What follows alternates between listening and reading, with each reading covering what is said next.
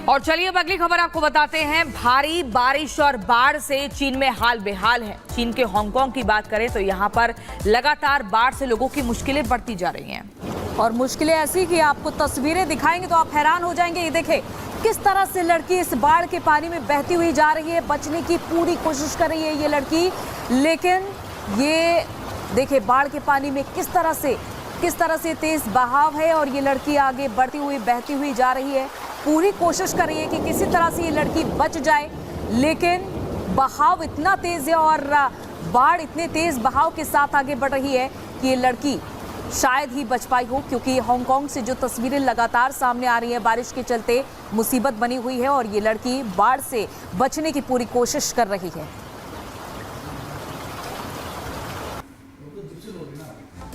के बाद एक बार फिर से आप सभी का बहुत स्वागत है। बुलेटिन की शुरुआत पाकिस्तान और तालिबान की जंग से हम करेंगे। आपको बता दें दोनों के बीच एक बार फिर से नई जंग शुरू हो गई है और ड्यूरंट जो रेखा है यहाँ पर पाकिस्तान ने, आपको बता दें पाकिस्तानी सेना ने अफगानिस्तान के तालिबानी लड़ाकों पर गोलीबारी की है, जिसके बाद तालिबान ने पूरी ताकत के साथ पाकिस्तान पर हमला बोल दिया है।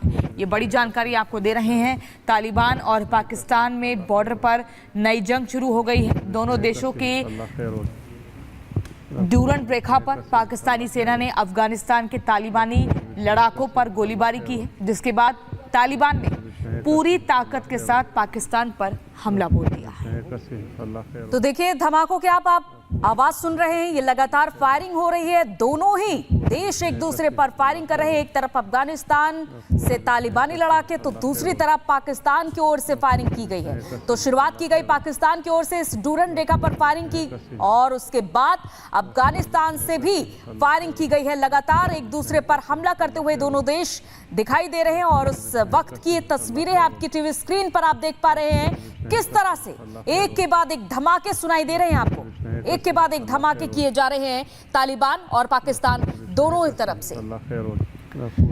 उन धमाकों की आवाज आप सुन पा रहे हैं और तालिबान पाकिस्तान में जंग एक बार फिर से शुरू हो गई है। पाकिस्तान के टुकड़े तय हैं, ऐसा अफगानिस्तान का मानना है।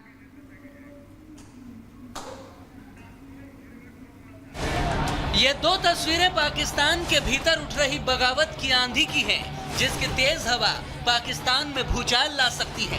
बलूचिस्तान में बगावत हो रही है तो गिलगिट बाल्टिस्तान में भी लोग सड़कों पर आ रहे हैं।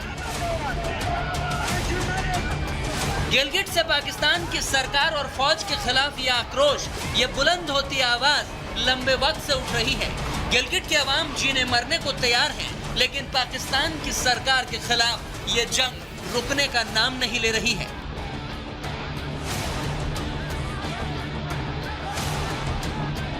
वायरल वीडियो में लोग सड़क जाम कर रहे हैं, पाकिस्तानी सरकार के खिलाफ नारेबाजी कर रहे हैं। लोगों की मांग है कि कारगिल रोड खोलकर गिलगिट बाल्टिस्तान को भारत के लद्दाख के करगिल जिले में शामिल किया जाए।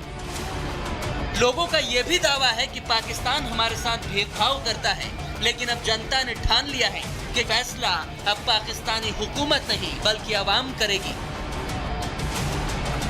जो सबसे अमीर सूबा बलूचिस्तान है जी, और वही सबसे महरूम है। वहाँ पानी नहीं है, वहाँ बिजली नहीं है, वहाँ गैस नहीं है, तो इसका मतलब कि कौन जिम्मेवार है? हमारे हुक्मरान ही है ना।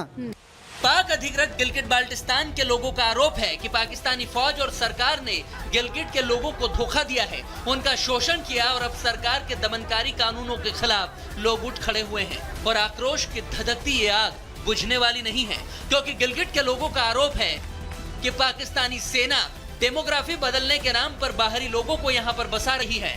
लोगों की जमीनों पर सेना कब्जा कर रही है। सेना के जवानों की तैनाती भी यहाँ पर लगातार बढ़ाई जा रही है।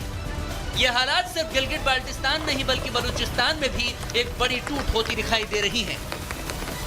जी बात यह है कि दहशतगर्द कौन बनाता है? हाँ। हम खुद बनाते हैं, खुद ही बना रहे हैं ना, जबरदस्ती बना रहे हैं। तो बलूचिस्तान वालों को हमने खुद बनाया है। कहीं ऐसा ना हो पाकिस्तानी सरकार और फौज पाले हुए आतंकियों को मजबूत करने के चक्कर में घर में लगी आग को बुझा ना पाए और मुल्क के दो टुकड़े हो जाए। Bureau report, Republic Bharat. और चलिए अब बात करते हैं पीएम नरेंद्र मोदी की इस ऐतिहासिक यात्रा की, क्योंकि कल पीएम नरेंद्र मोदी सिंगापुर पहुंचे और थे और कई ऐतिहासिक समझौते भी हुए हैं। लेकिन इसी बीच इस खबर से पहले हम एक बार अमेरिका की खबर आपको बता देते हैं, जहां पर जॉर्जिया में एक स्कूल के भीतर हमला होता है और उस हमले के दौरान 4 लोगों की मौत हो जाती है, 9 लोग घायल हो जाते हैं।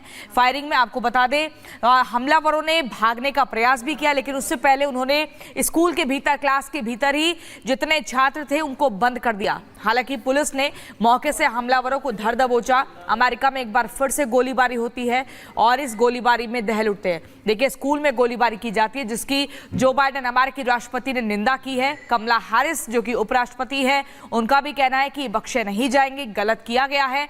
अमेरिका में एक स्कूल को निशाने पर लिया जाता है और अंजलि, इन हमलावरों ने स्कूल में गोलीबारी की है, 4 लोगों की जिंदगी खत्म हो जाती है, 9 लोग गंभीर रूप से घायल हो जाते हैं और फिर ये हमलावर, लेकिन नकाबपोश हमलावर भागने की फिराक में रहते हैं, लेकिन पुलिस मौके से पकड़ लेती है।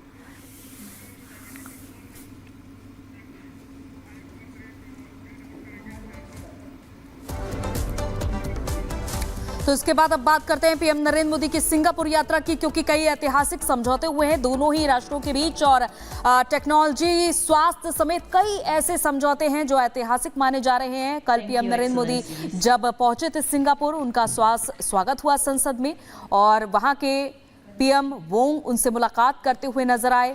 इसके बाद दोनों ही देशों के विदेश मंत्रियों के बीच मुलाकात हुई है और ये तस्वीर आप देख पा रहे हैं, क्योंकि पीएम नरेंद्र मोदी एक बार फिर से दक्षिण पूर्वी एशिया के दौरे पर हैं और यहां सिंगापुर में बैठक में शामिल हुए और कई ऐतिहासिक फैसले हुए हैं। व्यापार, टेक्नोलॉजी समेत कई समझौते जो ऐतिहासिक हैं। और इससे पहले पीएम मोदी 2 दिनों के ब्रुनेई दौरे पर थे और अब सिंगापुर में है फिलहाल पीएम नरेंद्र मोदी।